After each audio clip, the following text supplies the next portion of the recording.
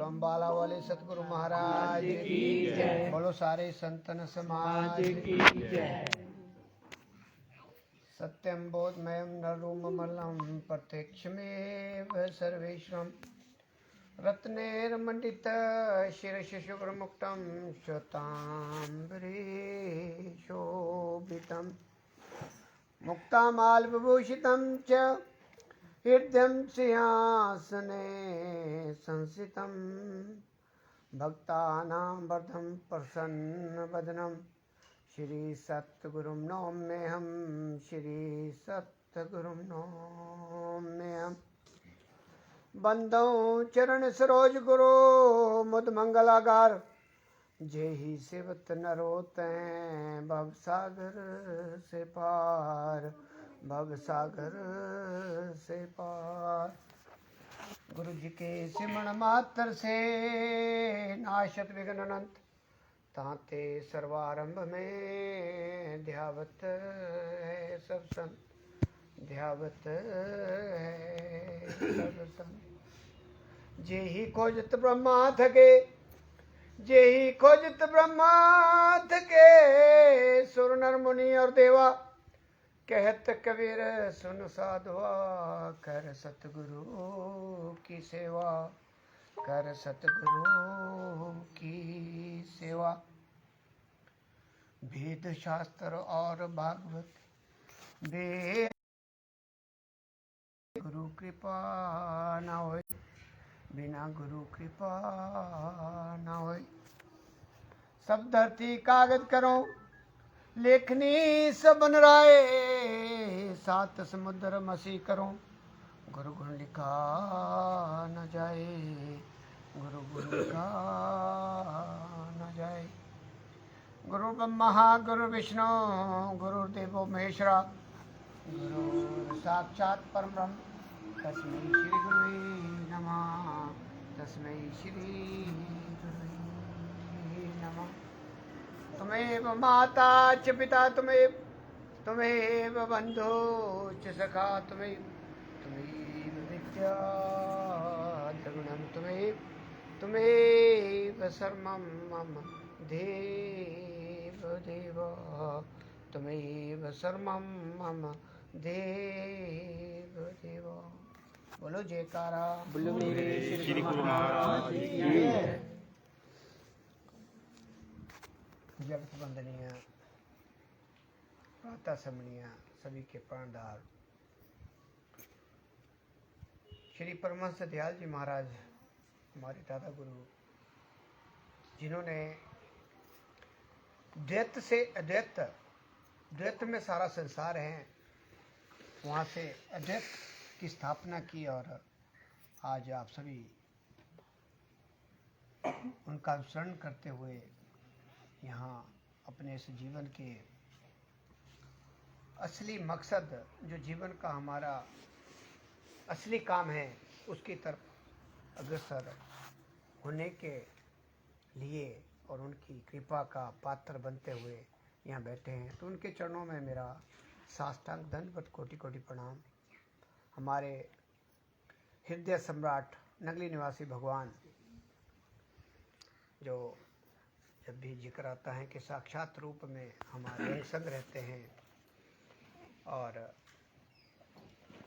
जिसने अनुभव किया है जाना है तो साक्षात परम ब्रह्म है और हम सभी उनके सानिध्य में हैं उनका आशीर्वाद हमें मिल रहा है तो उनके चरणों मेरा साष्टांग दंडवत कोटि कोटि प्रणाम। अम्बाला वाले गुरु महाराज जी जिन्होंने अपने कर कमलों से पैदल चलकर साइकिलों में आते रहे और उस समय सुविधा कोई भी नहीं थी खाने पीने चलने उठने बैठने की ना कोई सोर्स होता था लेकिन उसके बावजूद भी इस क्षेत्र में उन्होंने अपने जो आशीर्वाद और अपने हार्ड वर्क से जो सींचा है इस एरिए में उसी का प्रताप है कि कुछ हुए कुछ क्या पूरा ही एरिया उनके आशीर्वाद और उनका जो यहाँ परिश्रम रहा उसका पूरा लाभ उठाते हुए आज हम भी कृतार्थ हुए हैं। तो उनके चरणों में मैं धन्यवाद कोटि कोटि प्रणाम करता हूँ। हमारे आदरणीय महात्मा जी सापड़ू वाले, पता ही है सबको कि सारा काम छड़ के जहाँ प्रेम है, जहाँ भी किसी भी हालत में बुलाया जाए पहुँच जाते हैं। उनके चरणों में मेरा धन्यवाद प्रणाम। और हमारे इस परिवार के राजू भाई परिवार, इनका धर्मपत्नी जी, सभी थोड़ा भाव बना। हालांकि आज का हमारा यहाँ आने का कोई ऐसा प्रोग्राम नहीं था, प्री जो होता है, लेकिन फिर भी समय होने के साथ, प्रेम होने के साथ भाव होना बड़ा ज़रूरी है। और जब भाव बनता है तो सत्संग अपने आप मिल जाता है, उसमें बोलने की जरूरत नहीं होती। तो ये आपका जो प्रेम और भाव बना, इसी कारण हम आज सभी यहाँ इस प्रयाग में नहा रहे हैं। गुरु महाराज जी का दरबार सजा है, हम सभी अपनी मस्ती में हैं, दुनिया अपनी मस्ती में है, गुरुमुख अपनी मस्ती में है। तो ये कुछ रूहें इस संसार में गिनी चुनी होती हैं, जिनके प्रताप से कुछ दूसरी रूहें भी तर जाती हैं। इस संगम बनता है, कड़ियाँ बनती है, लेकिन थोड़ी सी हमें मेहनत की ज़रूरत होती है और थोड़ी की चेंज करने की ज़रूरत होती है, फिर जाके संगम बनता है। तो मैं इन सभी को आज के इस पवन दिन, जो एक सुनहरी अक्षरों में लिखा जाता है, इसमें उसकी बधाई देता हूँ। और गुरु महाराज जी से भी यही प्रार्थना करता हूँ कि परिवार के साथ पूरा एरिया जो भी आपसे जुड़ा है, उन पे अपनी कृपा दृष्टि बना रख के इनके जितने भी कष्ट हैं, प्रॉब्लमें हैं, या कोई और जो भी पारिवारिक समस्याएं, बाहर की समस्याएं होती है, उसका निवारण करने में पूरा आशीर्वाद दें। और परिवार भी गुरु महाराज से उसी तरह प्रेम से जुड़ा रहे जैसे प्रेरणा मिल रही है। तो आज हम कल शाम से ही ले लो, काफ़ी कृपा बरस रही है कुछ कुछ जीवों में। तो ऐसा संगम कभी कभी बनता है, जैसे कुंभ का मेला 12-14 साल के बाद आता है, वैसा ही आप लोगों का आज कुंभ का मेला लगा हुआ है।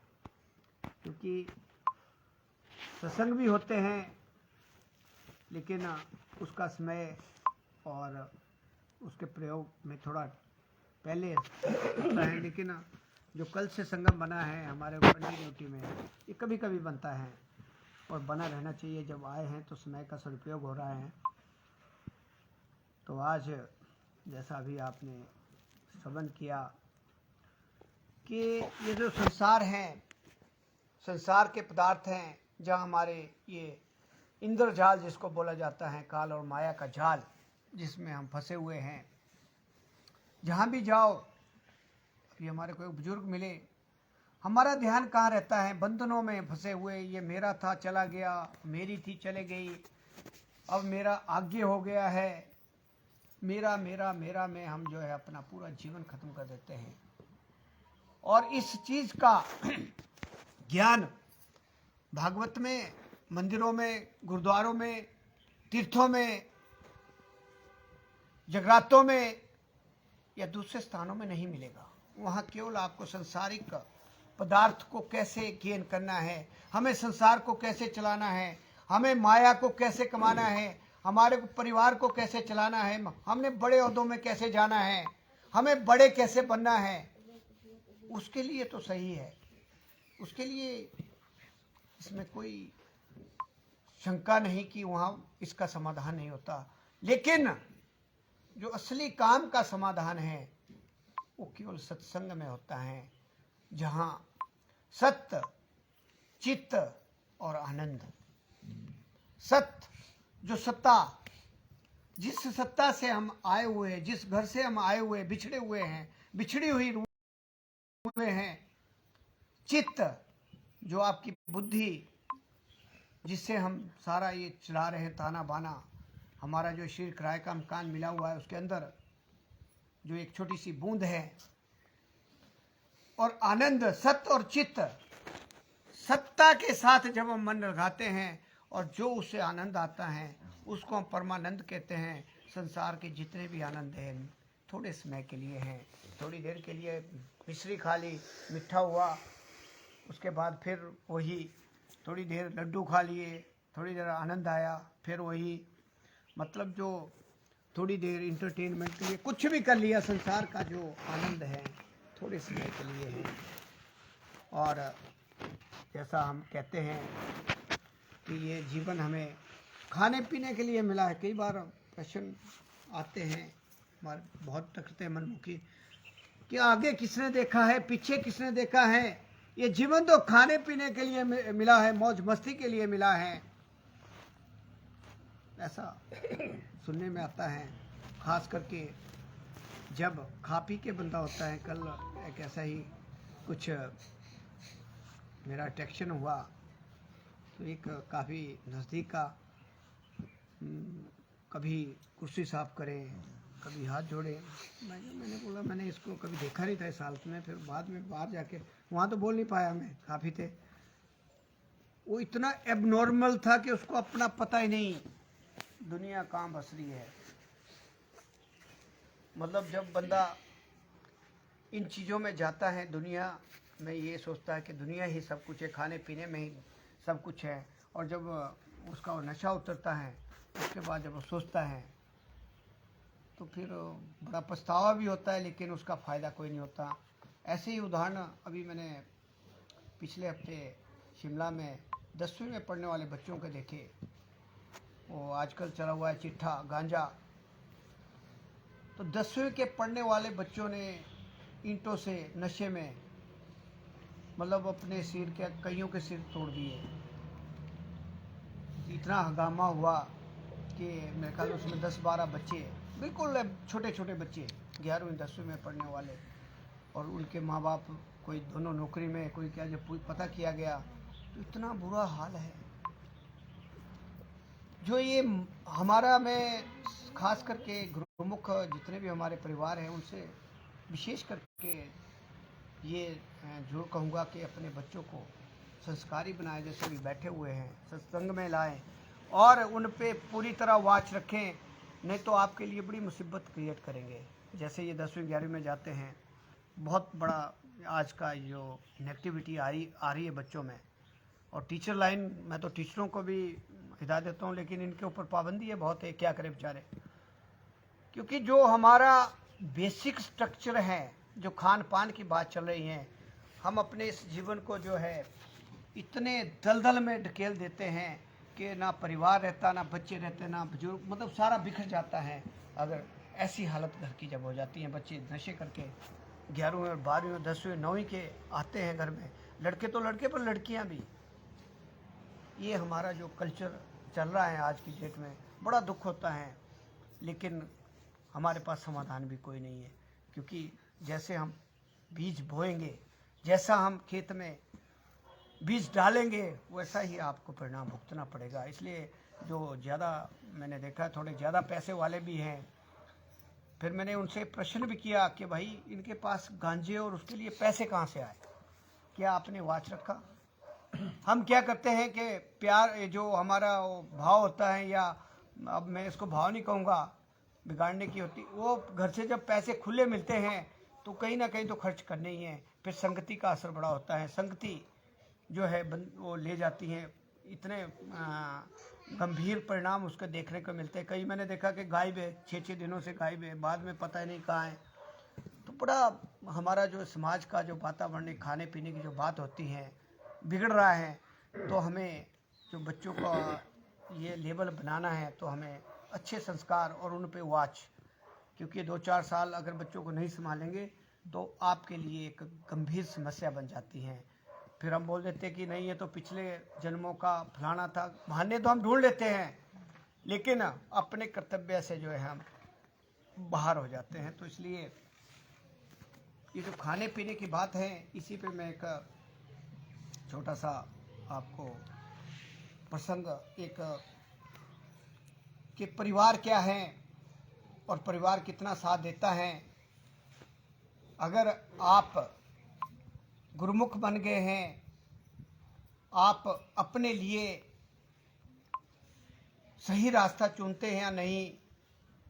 एक मैं छोटा सा रत्नाकर डाकू की बात, जो रत्नाकर डाकू था वो क्या करता था कि जब भी, क्योंकि बड़ा समय था उस समय लूट माट और जगह भी बहुत होती, बड़े बड़े जंगल होते थे, तो वो क्या करता था कि जब भी कोई जाना, उसने एक ऐसा एरिया चुना हुआ था तो सब कुछ उससे लूट लेना।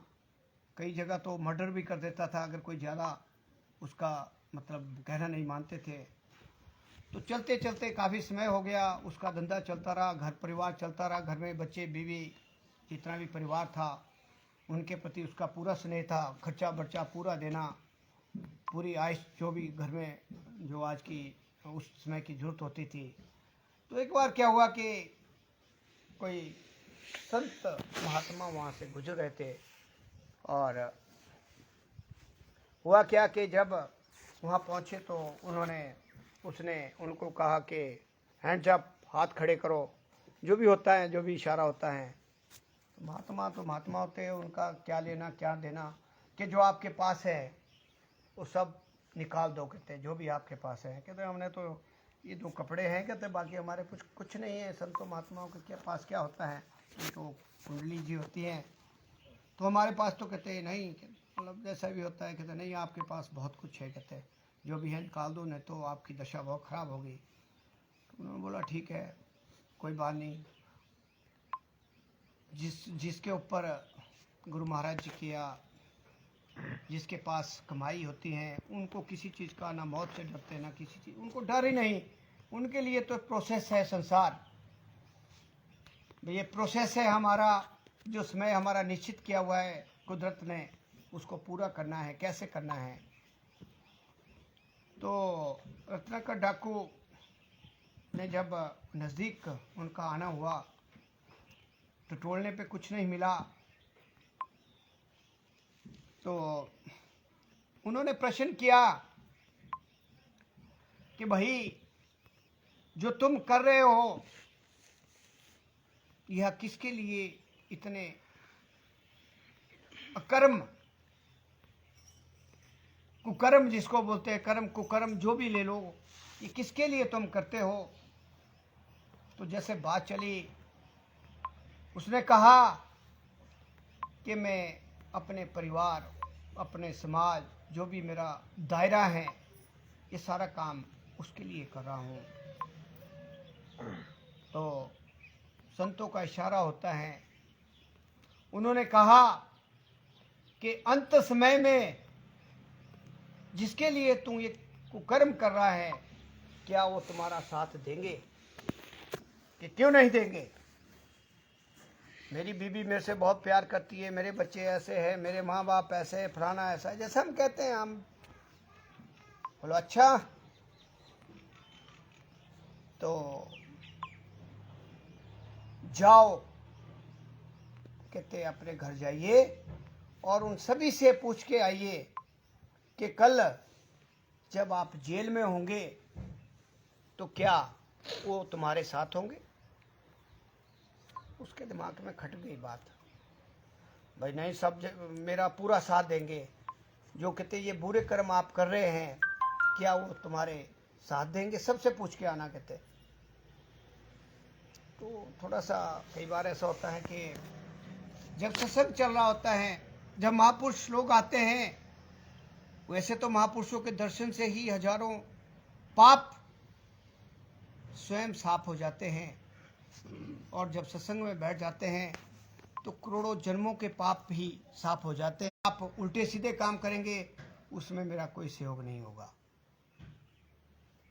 फिर अपनी माँ से पूछा, माँ ने भी जवाब दिया कि मैंने तेरे को इतना बड़ा किया है, इसलिए नहीं किया है कि मैं तेरे उल्टे सीधे कामों में तेरा साथ दूं। इसी तरह पूरे परिवार को उसने पूछा। तो वहाँ से सारा जब आंसर नेगेटिव आया कि कोई भी बुरे समय में आपके साथ नहीं होगा, तो उसकी आंखें खुली अंदर से, और जो पाप के घड़े अंदर भरे होते थे धीरे धीरे साफ होने शुरू हुए। और जब सारा उसने वहाँ का देख लिया हिसाब किताब, बिल्कुल एबनॉर्मल हो गया, बिल्कुल मतलब उसमें कंपन हो गई कि मैं क्या कर रहा हूँ। मैंने अपना जो जीवन जो मिला था अपने अपनों के लिए, इस आशा से कि ये मेरे सहयोगी होंगे, बुरे कामों में ख़त्म कर दिया और चला गया। उसी स्थान पे उनको खोला गया और उनके पांव में नतमस्तक हो गया कि मैंने जीवन में बहुत बड़ी गलती कर दी है, मुझे रास्ता बताइए। उनके पांव में दंडवत होकर रोने लगा कि आपने मेरी आंखें खोल दिए हैं और मैं ब्रह्मजाल में जी रहा था, और जो मुझे वहाँ से रिप्लाई मिला, जो आप जी ने कहा था वो बिल्कुल ठीक है। इसलिए मैं आज से आपके चरण शरण में रहना चाहता हूँ। मुझे नाम की दीक्षा देकर मेरे इस जीवन को कृतार्थ करें। संत दयावान होते हैं, उन्होंने उसकी जो पिछले जन्म के शुद्ध कर्मों का जब अंकुर प्रकट होता है, तभी कहीं ये जो नाम तक जीव पहुंचता है। तो वो संगम जो बना और उन्होंने नाम दान की दीक्षा देकर उसे कृतार्थ किया, और साथ में उसने शपथ ली कि जो मैं ईमानदारी से आज से कमाऊंगा उसका शेयर मैं घर में दूंगा। अगर मैं भूखा रहूंगा वो भूखे रहें। मतलब उस दिन से जो है उसका सारा जो है जो वे ऑफ लाइफ है, लाइफ का जो स्टाइल है, वो टोटली चेंज हो गया, बदल गया। और एक संत की श्रेणी में उसने काम शुरू किया, जो काम ऑनेस्टी से, जैसे दिहाड़ी कमाते हैं या जो भी करते हैं, और जितना उसमें से उनका शेयर बनता था वो देना, बाकी अपना गुजारा करना। और उस दिन से उसको ये एहसास हो गया कि ये संसार मिथ्या है, यहाँ कोई किसी का नहीं है सगा, केवल हम एक रोल अदा कर रहे हैं। ये मेरा फलाना है, ये मेरी फलानी है, ये मेरा सो है वो है। ये जो माया जाल काल ने बिछाया हुआ है, इसको दूर करने के लिए जो सत्संग का होना अति आवश्यक है। और जब आप अभ्यास करते करते, आपने गुरु महिमा में पढ़ा होगा, पांव से रास्ता चले सुर तो भगवान में, हाथ तो हो काम में, दिल रहे ध्यान में। राखो तुम भगवान से मतलब, करो काम दुनिया का, रहो दुनिया में, छोड़ो आराम दुनिया का। आपकी स्टेज वहां पहुंच जाती हैं जब आपको ये लगेगा कि मैं एक पार्टिकुलर रोल को अदा करने के लिए मेरा जन्म यहाँ हुआ है। मैंने बिना स्वार्थ के, स्वार्थ नहीं रखना है, बिना स्वार्थ के बच्चों का पालन करना है, अपने माँ बापों को देखना है, अपने सास ससुर को देखना है, अपने कर्तव्य का पालन करना है। मैंने सारा कुछ करना है, लेकिन निस्वार्थ, मेरा उसमें कुछ भी नहीं है, और अपने को समर्पित रखना है गुरु महाराज जी के साथ। जब आपका ये भाव बन जाएगा, उस दिन से आपका ये जीवन भी स्वर्ग, और अपने आप ही आप जो है उस लाइन में चल पड़ेंगे जहाँ से हमारा सीधा त्रिकुटी इंटरनेशनल हवाई अड्डा, एक सीधा रास्ता सतखंड का, दायां देवलोक का, बायां पिशाच लोक का, और नीचे वाला मृत्यु लोक का। वहाँ जाके आपको ये एहसास होगा कि मैंने कौन सा रास्ता पकड़ना है, सीधा, बायां, दायां या नीचे का। ये आप पे डिपेंड करता है। तो इसलिए जो ये घड़ियाँ आपको मिलती हैं, जो गुरु महाराज जी के वचन निकलते हैं महापुरुषों के द्वारा, आम आदमी के द्वारा, जैसे भी निकलते हैं, इनकी प्रेरणा होती है। और जो इसमें खरा उतरता है वो सोना बन जाता है, और जो नहीं उतरता वो आप अपने आप से प्रश्न करें, उसमें बोलने की ज़्यादा आवश्यकता नहीं होती। तो इसलिए जो हम भोगते रहे इस जन्म में भुगतान कर रहे हैं, जो भी हमें मिला है उसको स्वीकार करना है, और जितनी भी प्रॉब्लम आती हैं उसको स्वीकार करते हुए आगे का रास्ता बनाना है कि भाई आगे ना हमारा ऐसा हाल हो जैसा इस जन्म में है। हमने ऊपर की तरफ चढ़ना है, नीचे से ऊपर की तरफ चढ़ना है। अगर हम अभ्यास नहीं करेंगे, गुरु महाराज की चरण शरण में अपने आप को समर्पित नहीं करेंगे, अपनी ओर ध्यान नहीं देंगे, तो फिर हमारे को नीचे की सीढ़ी में जाना पड़ेगा, फिर आगे का लंबा रास्ता है। तो इससे बचने के लिए हमें सबसे बड़ा दरबार मिला है, पार ब्रह्म पिता परमेश्वर हमारे नंगली निवासी भगवान अपने अम्बाला वाले गुरु महाराज जी की प्रेरणा से मिले हैं। और उन्होंने इतना हमारे ऊपर कृपा की है कि हर समय अपने दरबार में बुलाते हैं, हर जगह हमें मतलब शामिल करते हैं। कैसे भी बहाना बनता है, लेकिन पूरी कृपा बनी हुई है, और किसी किसी चीज़ें बनती हैं, आप सभी उनमें से हैं। मैं ज़्यादा समय ना लेता हुआ इस फैमिली को बहुत बधाई देता हूँ, और साथ में गुरु महाराज जी से फिर से विनती करता हूँ कि सभी पे अपनी कृपा दृष्टि बनाए रखें, और हमें प्रेरणा देते रहें कि हम हर जीव जो भी हमारे कंटेक्ट में आता है उन सभी का कल्याण करते हुए आगे बढ़े। इन्हीं शब्दों के साथ मैं अपनी वाणी को विराम देता हूँ। बोलो जयकारा, बोल मेरे श्री गुरु महाराज की जय। बोलो श्री परमहंस दयाल जी महाराज की जय। बोलो नंगली निवासी भगवान की जय। बोलो अम्बाला वाले सतगुरु महाराज की जय। बोलो सारे संतन समाज की जय। बोलो नंदकंद भगवान की जय। बोलो साचे दरबार की जय। बोलो आज के आनंद की जय।